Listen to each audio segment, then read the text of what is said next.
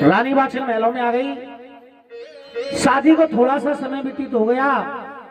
एक दिन राजा ने अपने मन में सोचा कि जब से हमारी शादी हुई है हम शिकार खेलने के लिए नहीं गए और आज हमारा बड़ा मन है कि हम जंगल में जाकर के शिकार खेलें। राजा के पास एक नीली घोड़ी थी। क्या था? नीली घोड़ी। उस नीली घोड़ी पर सवार होकर के राजा बियाबान जंगल में शिकार खेलने के लिए चल दिए और यहीं से मेरे बाबा की कथा आरंभ होती है। बोलो सच्चे दरबार की। तंग दो तंगा खींच ले गद्दा बंधवाए, तंग दो तंगा खींच ले गद्दा बंधवाए, तंग दो तंगा खींच ले गद्दा बंधवाए, तंग दो तंगा खींच ले गद्दा बंधवाए। खेलन चले शिकार भूप जंगल में आए, खेलन चले शिकार भूप जंगल में आए, खेलन चले शिकार भूप जंगल में आए, खेलन चले शिकार भूप जंगल में आए। जब बियाबान में राजा आयो, बियाबान में राजा आयो, एक वृक्ष की छाए झुंड हिरणन को पायो, एक वृक्ष की छाए झुंड हिरणन को पायो, एक वृक्ष की छाए झुंड हिरणन को पायो, एक वृक्ष की छाए झुंड हिरणन को पायो। टप्पर टप्पर भैये पाम की पेछर छाई, टप्पर टप्पर भई पाम की पेछर छाई, और हिरणन में भगदड़ मची मौत यहाँ सबकी आई। हिरणन में भगदड़ पड़ी मौत यहाँ सबकी आई। राजा जंगल में गए, क्या देखा? एक पेड़ की छाया में हिरणों का झुंड बैठा है। राजा ने अपना धनुष अपने हाथ में ले लिया और जब हिरणों की नजर राजा पे पड़ी, हिरणों में भगदड़ मच गई कि भागो। हिरण सब खड़े हुए और खड़े होकर के भागने लगे। पर याद रखना प्यारे भक्तों, हिरण तो भाग गए। एक गर्भवती हिरनिया बेचारी, गर्भवती हिरनिया बेचारी, एक गर्भवती हिरनिया बेचारी, गर्भवती हिरनिया बेचारी, और कब तक ना है पाई धारी, तकना है पाई झाड़ी। राजा ने समझो हिरण तीर हिरनी पे चलायो, राजा ने समझो हिरण तीर हिरनी पे चलायो, अरे वो हिरनी के गर्भ समायो, वो हिरनी के गर्भ समायो। और लगते ही तीर मर गए बच्चे बा हिरनी के, हिरनी तो खाई गई है बछार।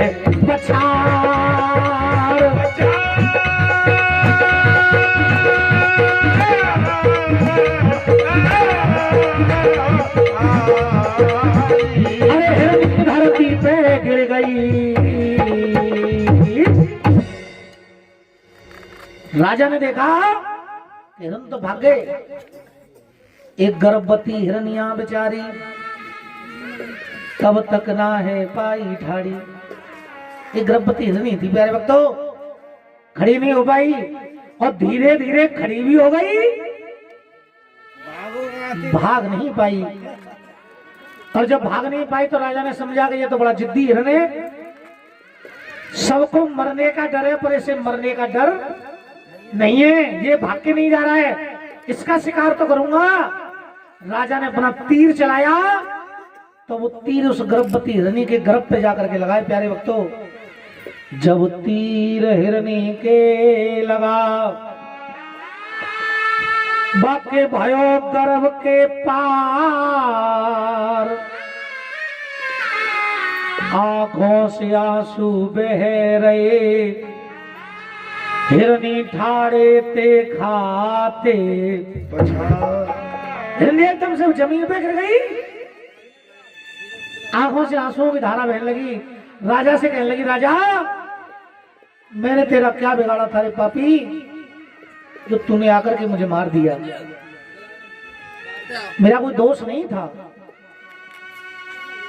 मेरी कोई गलती नहीं थी जो तूने आकर के मुझे मार दिया। अरे मैंने तो तेरे जंगल की घास खाई थी, मैंने तो तेरे जंगल का पानी पिया था। लेकिन राजा तूने आकर के मुझे निर्दोष मार दिया। मुझे कितनी आस थी कि मैं अपने बच्चों को जन्म दूंगी, बुढ़ापे में संतान का सुख भोगूंगी। अरे पापी, मैंने अपने बच्चों को जन्म नहीं दिया, उससे पहले आकर तूने मुझे मार दिया। और राजा मुझे अपने मरने का कोई दुख नहीं है। क्यों? मरने का क्या गम करें, ये नासवान संसार, जो आया है वो जाएगा, ये दुनिया का व्यवहार।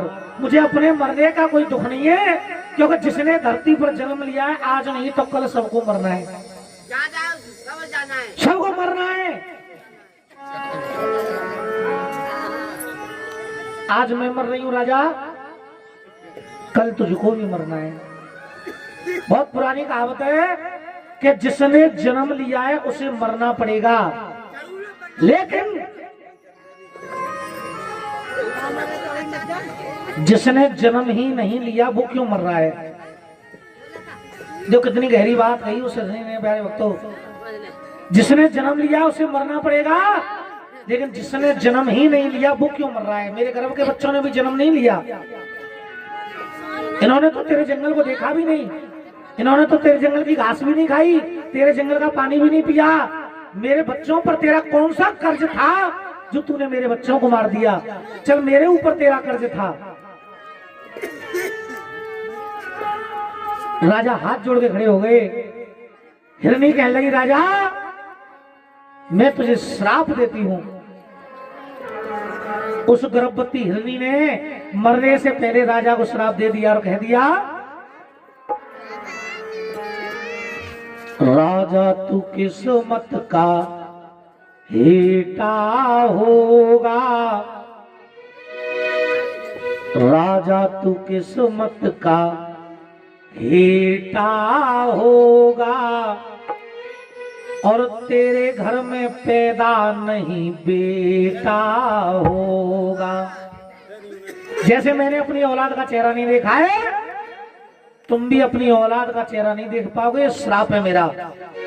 जिस रानी से इतना प्रेम करो वो रानी बाज रह जाएगी, राजा खून के आंसू रोओगे, तब तुम्हें याद हमारी आएगी। भाग्य का लेखा लपेटा होगा, और तेरे भाग्य में न बेटी बेटा होगा। श्राप है मेरा। जैसे मैंने अपने औलाद का चेहरा नहीं देखा, तुम भी नहीं देख पाओगे। और तुम्हारी रानी बाछिल से तुम इतना प्रेम करते हो, रानी बाछिल खून के आंसुओं से रोएगी, रानी बाछिल की संतान पैदा नहीं होगी। इतने शब्द कहे उस हिरनी ने, और कहती मर गई है। प्यारे भक्तों, कहते हैं अगर मरने से पहले कोई व्यक्ति अगर आत्माओं से कुछ बोल करके जाता है तो वो सत्य हो जाता है। दोनों हाथ उठा के कह दो सच्चे दरबार की जय, जहावीर बाबा की।